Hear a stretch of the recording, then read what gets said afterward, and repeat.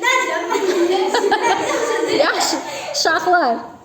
İndi burada dördüncü Riyaziyyat sınav testlerinden tam hisse modeli mesele həllində dördüncü misal. Dördüncü misal. İndi deyir, iki bağçada cəmi 385 meyvə var. Kilogram. Kilogram meyvə yığıldı. İndi iki bağça olduğu için burada bu birinci bağçadır. Birinci bu da ikinci bağça. İndi burada ikinci bağça. Kiçik bağçadan yığılan meyvələrin miqdarı böyük yığılan meyvələrin miqdarından 65 kilogram azdır. İndi bunu çəkməliyik. Düzgün şəkildə yəni. İndi deyir ki, kiçik bağdan yığılan meyvələrin miqdarı böyük bağdan yığılan meyvələrin miqdarına 65 kilogram az olduğu için kiçik bağ bura olduğu için 65 kilogram az deyirsə çıxlar. Çıx 65. 65 çıx yox, çıx 65. Kilogram təbii ki.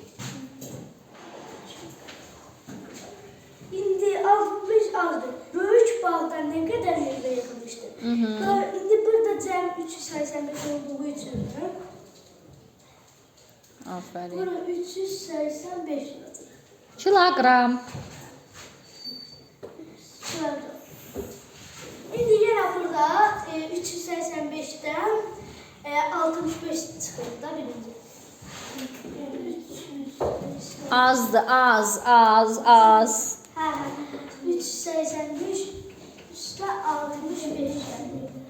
5 üstə 5, 10 0 yazılır. Yoxsa 8 üstə 6, 14. Bir də yadda. 14 yazılır. Yəni 1 yadda olursa 15 olur da. 15 yazılır, yenə 1 yadda olur. 3 aşağı düşəcəyinə görə burada bir də yadda olduğu için 4. 450. 450 alındı. 450. İndi burada deyib böyük bağçada nə qədər meyvə olmuşdur? Neyini 455'i? 455 bölü 2'ye 455. 450. 450 bölü 2'ye 2 vur 2 4 0 5 yazılır. Sonra 2 kurulur. Sonra 5 4 yazılır. 1 kalır. Bu biri buraya götürülür. 5 kurulur. Ondan da 10 0. Aferin. Alkanlı 225. Cevap C 225. Ay Allah, aferin. Alqışlayın görüm.